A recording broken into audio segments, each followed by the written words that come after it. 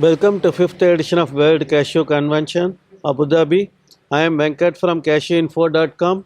With me is Mr. Rajesh Thakker, CSKS International Limited, Ghana. Welcome, Mr. Thakker, sir. Thank you, Mr. Venkat. Yes, sir. Good morning. So, how was the year 2008? We all know it was a turbulent year in terms of cashew. What are the lessons learned from that one, and what needs to be done going forward in 2019? 2018 was a very turbulent year, as you rightly said. Yes. It was one of the most difficult ones I have seen in 15 years of my career in cashew. Uh, well, personally, I would think that we could probably work towards getting speculation out of the system.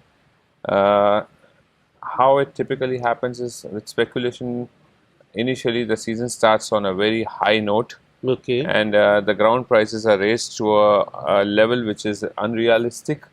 Subsequently, when sustainability seems to be difficult from the perspective of processing costs and kernel prices available in the market, finished product prices, those prices have to correct themselves. Okay. In the bargain, there are a lot of defaults, a lot of things which go against the buyer and seller, which they shouldn't. So if we would try and avoid speculation, it would really help.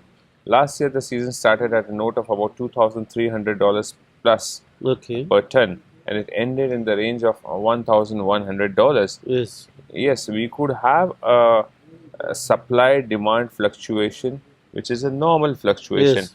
but these are unrealistic fluctuations Yes, that we are yes. looking at. So these definitely need to be probably worked on jointly in a more mature manner. Okay. That's what my opinion is. Okay. See, Ghana, what is the Ghana Cashew Master Program? They have a plan for 10 years. How they are going to increase the cashew cultivation, area under cashew cultivation with hybrid varieties, how they are going to improve the yield. Ghana government has taken up cashew cultivation and and motivating the farmers to a very great extent. Okay. They have started covering a lot of more land under cashew plants, and they are promoting it in a very big way. They've realized the commercial value of it, Okay. and they do look at it seriously. Currently, probably Ghana would be growing in the range of 60,000 tons. Okay. And I'm sure by the time it's 2020, Ghana would definitely cross 100,000 tons. Okay. The government is working on a policy which should be out in February, Okay. wherein it is indeed trying to create a tree crop policy which covers crops like chia, palm, and cashew, Cashew. wherein Okay. they intend to come up with some kind of a structured thing which is governed and guided by government policies. It may definitely have some kind of a tax implied on it, Okay. but it should be marginal to start with. Okay. See, most of the cashew processing factories in Ghana is almost closed over the years. How the government is going to revive that one? Are they going to announce any incentive for processing? Because you are telling Ghana has come out with a 10-year development plans, they are going to increase the ASEAN. And moreover, Ghana is having a cross border, so their exports are almost more than doubled or three times that of what they are producing because of the cross border trade. But most of them get it exported as ASEAN raw form.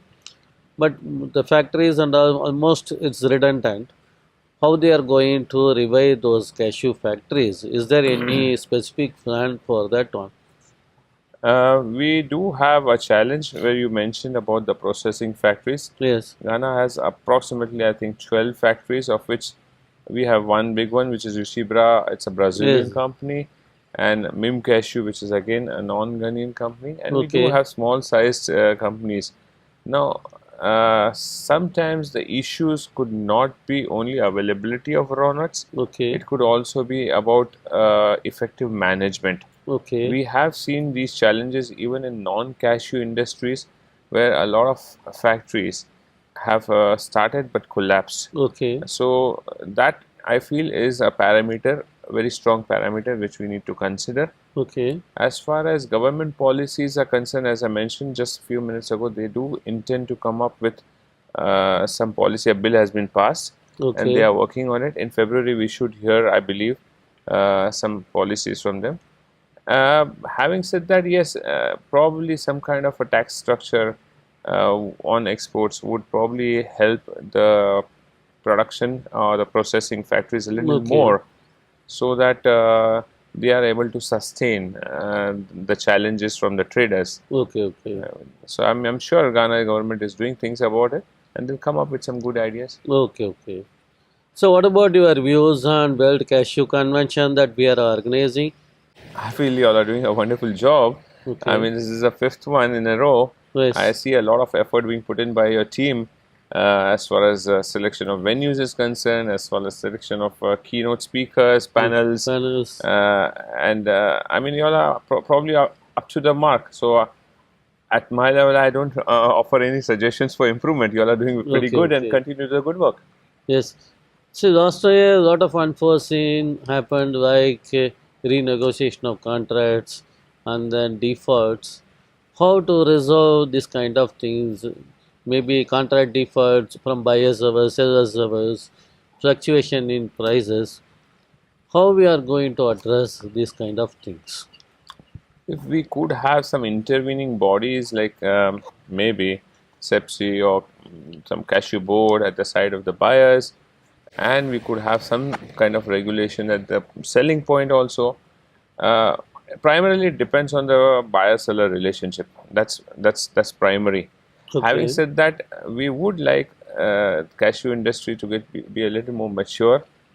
We do see in other crops, other commodities like Yes. cocoa and some other commodities wherein, Cotton. yes, Yes. these problems are a little less.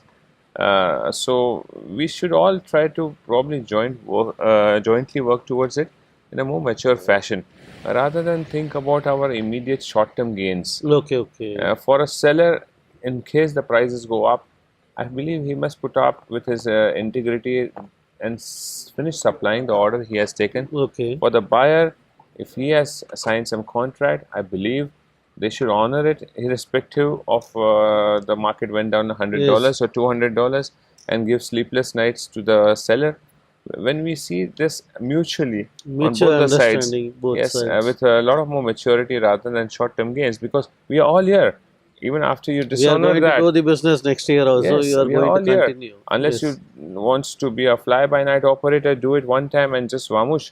But that doesn't work that way. Yes. Yes. We are all here, so let us live with credibility, and even if it means not much in the short term, Okay. Okay. that's what I would suggest. Okay, sir.